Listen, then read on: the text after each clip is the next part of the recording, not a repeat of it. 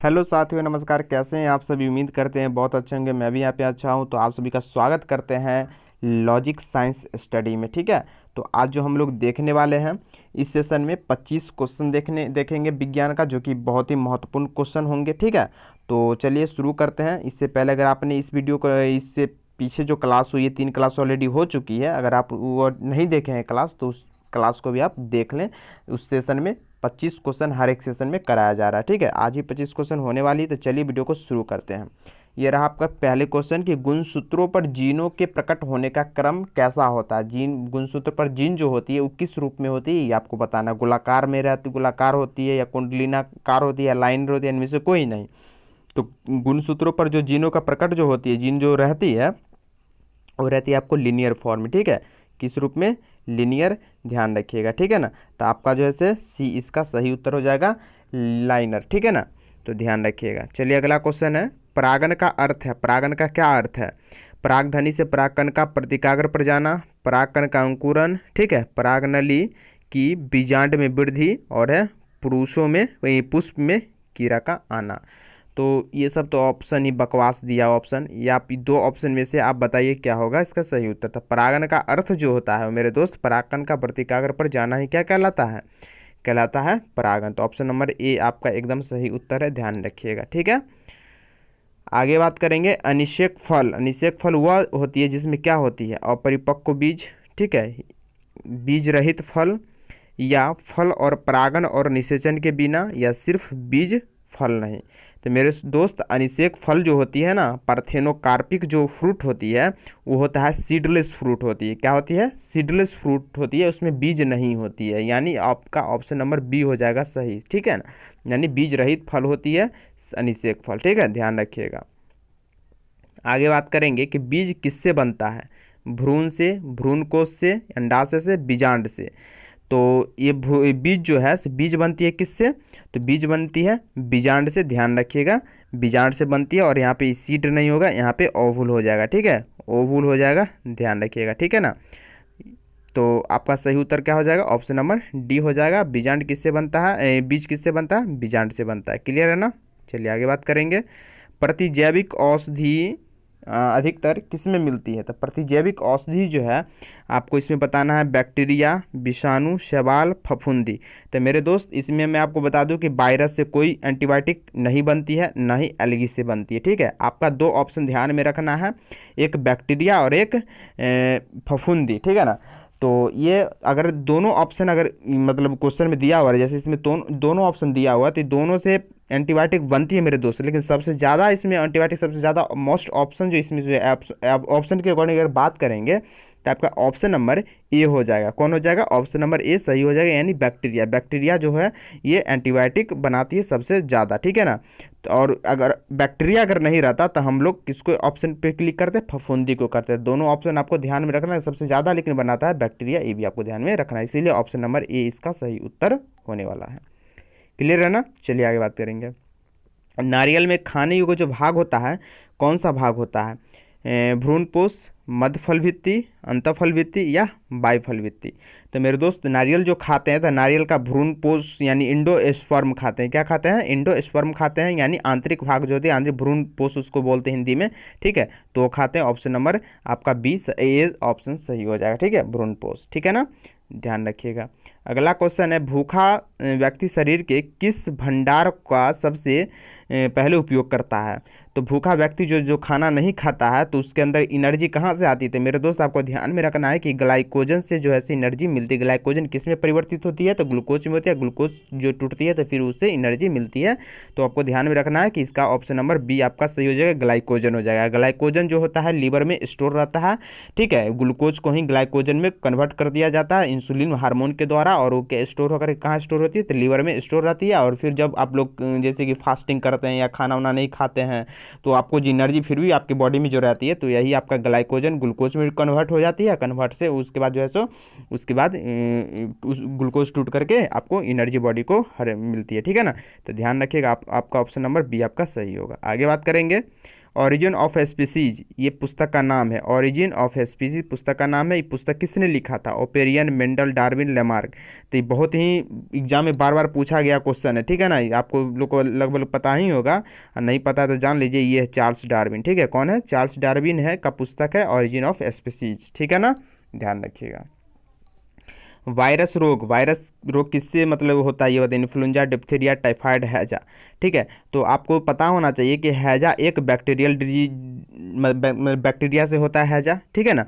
Typhoid ये एक bacteria से होता है, डिप्थीरिया भी एक बैक्टीरिया से होता है। एक डीपीटी होता है, ठीक है ना, डीपीटी का टीका होता है, डी से डिप्थीरिया, पी से पर्टूसिस, टी से टिटनेस होता है, ठीक है ना। ये सब बैक्टीरिया से होने वाला रोग है। लेकिन इसमें आपका इन्फ्लुएंजा जो दिया हुआ है ये वायरस से होने वाला रोग है। ऑप्शन नंबर ए आपका सही हो जाएगा। क्या हो जाएगा? ऑप्शन नंबर ए आपका इन्फ्लुएंजा जो है ये वायरस रोग है, ठीक है, ध्यान रखिए, वायरस से होने वाला रोग है इन्फ्लुएंजा। आगे बात करेंगे, कौन सा एक पर्यावरणीय समस्या नहीं है? तो इसमें ऑप्शन दिया हुआ कि भोजन का आनुवांशिक संशोधन, ठीक है, वन रोपण, एसिड रेन, जैव विविधता का नुकसान। तो देख सकते हैं पर्यावरणीय समस्या नहीं है। आप कॉमन सेंस भी इस क्वेश्चन को हल कर सकते हैं। जैव विविधता का नुकसान होगा बायोडाइवर्सिटी का, तो ऑलरेडी क्या हो जाएगा? पर्यावरण का समस्या हो जाएगा। एसिड रेन होगा तो बहुत सारा क्षति हो जाएगा, ठीक है ना। तो इससे क्या हो जाएगा? इससे भी नुकसान ही है, ठीक है, पर्यावरण समस्या का। और वन रोपण, ठीक है ना, ये भी आपका हो जाएगा पर्यावरण समस्या, ये भी हो जाएगा पर्यावरण समस्या। कौन सा नहीं है? तो भोजन का आनुवांशिक संशोधन, ठीक है ना, ये तो अलग ही एक ऑप्शन हो गया कि भोजन का आनुवांशिक संशोधन। अगर भोजन के साथ अगर जो भी खाद्य पदार्थ जो भी खाते हैं उसके साथ कोई भी मतलब उसके साथ मॉडिफिकेशन होता था, क्या उस इससे पर्यावरण समस्या उत्पन्न होगी? कतई नहीं। तो ये आपका जो ऑप्शन नंबर हो जाएगा ए ही आपका सही हो जाएगा, ध्यान रखिएगा, ठीक है। ऑप्शन नंबर ए आपका सही उत्तर है, ध्यान रखिएगा, क्लियर है ना। तो आपका कौन सा ऑप्शन? ए, ठीक है, ऑप्शन नंबर ए भोजन का आनुवांशिक संशोधन। अगला क्वेश्चन है कि कौन सा अखाद्य फसल है जिसको नहीं खाते हैं? ये मतलब ये आपको ये बताना है कि जो डायरेक्ट जो खेत में नहीं होता है, खाद्य का मतलब वो हुआ कि जो डायरेक्ट खेत से हमको नहीं प्राप्त होती है, ठीक है ना।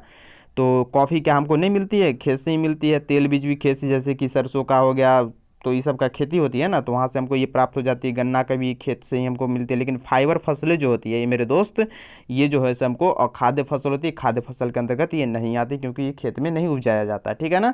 तो ऑप्शन नंबर आपका ए सही उत्तर होने वाला है, ठीक है। चलिए आगे बात करेंगे, निम्न में से किस अंग में कार्बोहाइड्रेट को ग्लाइकोजन के रूप में संग्रहित किया जाता है? मैंने पिछले क्वेश्चन में डिस्कशन कर दिया था कि कार्बोहाइड्रेट को ग्लाइकोजन के रूप में जो है से संग्रहित कौन करता है? तो ये हो जाएगा आपका लीवर, ठीक है। यकृत का अगर वजन आपसे पूछ लिया जाए तो लगभग 1.5 kg के लगभग आप बता सकते हैं, 1500 ग्राम के लगभग 1450 से 1500 ग्राम आप बता सकते हैं, ठीक है ना। तो ये ध्यान में रखिएगा, ठीक है। और कार्बोहाइड्रेट को ग्लाइकोजन के रूप में जो संग्रहित करता है ये लीवर ही करके रखता है। ऑप्शन नंबर सी आपका एकदम सही उत्तर होने वाला है। आगे बात करेंगे, एस्कॉर्बिक एसिड क्या है? एक विटामिन है, एक एंजाइम, एक प्रोटीन है, एक एमिनो एसिड है। तो मेरे दोस्त आप ध्यान दीजिए कि एस्कॉर्बिक एसिड जो होता है विटामिन सी, ठीक है, विटामिन सी का जो है सो ये वैज्ञानिक नाम एस्कॉर्बिक एसिड है। और ये क्या है? विटामिन, ये एक विटामिन है, ठीक है। ऑप्शन नंबर ए आपका सही हो जाए। एस्कॉर्बिक एसिड जो है सो विटामिन सी का ही नाम है, तो विटामिन सी क्या है? विटामिन है ना। तो ये आपका ऑप्शन नंबर ए ही सही उत्तर होने वाला है, ठीक है। ये सब ऑप्शन गलत है, काट दीजिए। भारत में ग्रीन हाउस गैसों का सबसे बड़ा उत्सर्जक अंग कौन सा है? ग्रीन हाउस गैस जो होती है उसमें सबसे ज़्यादा ग्रीन हाउस गैस में जैसे आपका CO2 हो गया, CFC हो गया, ये सबसे ग्रीन हाउस गैस होती है।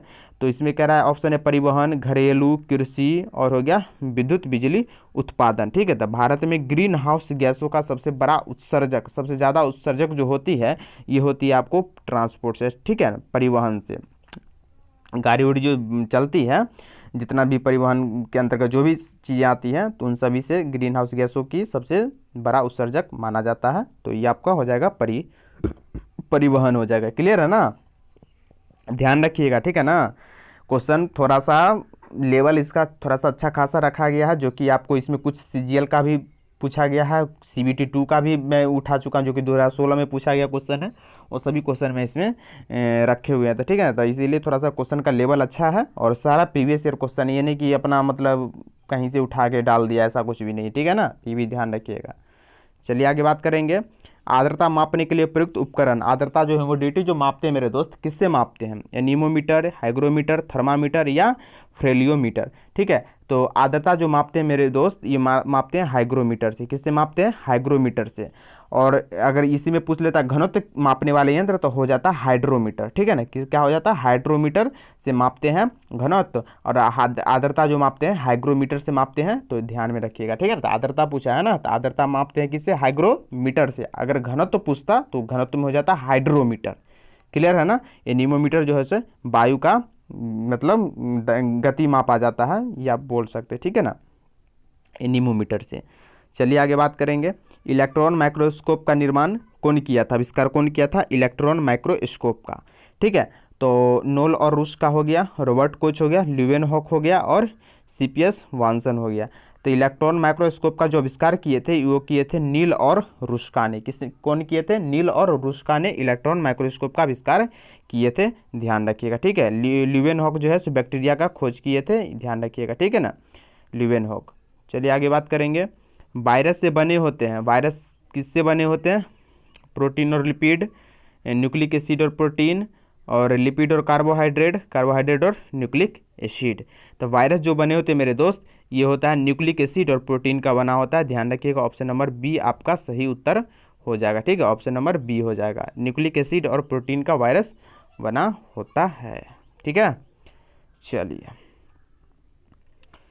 मानव गुर्दे में बनने वाला पत्थर ज़्यादातर डैश से मिलकर बनता है। तो ये किसका होता है? कैल्शियम ऑक्जेलेट, सोडियम एसीटेट और कैल्शियम।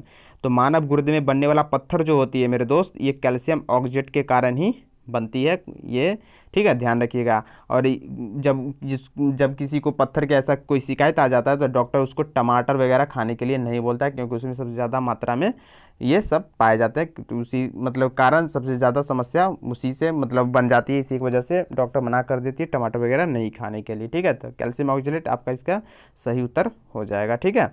मानव गुर्दे यानी किडनी में बनने वाला जो पत्थर होती है ज़्यादातर किससे बनते हैं? कैल्शियम ऑक्जेलेट से बनते हैं, ध्यान रखिएगा। इस प्रश्न क्रम में दी गई प्रतिक्रियाओं में से कौन सी निम्नलिखित में से एक सार्थक व्यवस्था होगी? फेफड़े, नासिका और सांस नली, रक्त। तो सबसे पहले आप श्वास कहाँ से लेते हैं? नाक से लेते हैं, तो आपका हो जाएगा पहला नंबर नासिका हो जाएगा, यानी 2 हो जाएगा। उसके बाद क्या हो जाएगा? विंड पाइप में जाता है, ठीक है ना।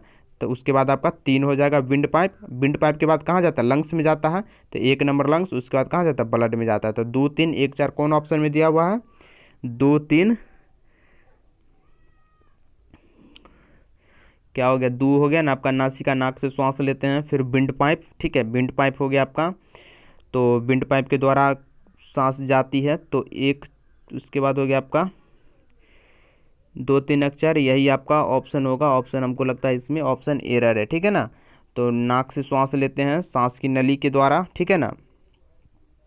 उसके बाद जो है सो आपका लंग्स में जाता है ना, उसके बाद लंग्स में, उसके बाद ब्लड में जाता है। चूँकि लंग्स में एक एल्बुलाई होता है, एल्बुलाई होता है जिसका, ठीक है ना, वायुकुपिकाएँ जिसको बोलते हैं, वो क्या करती है कि वहाँ से एक्सचेंज करती है।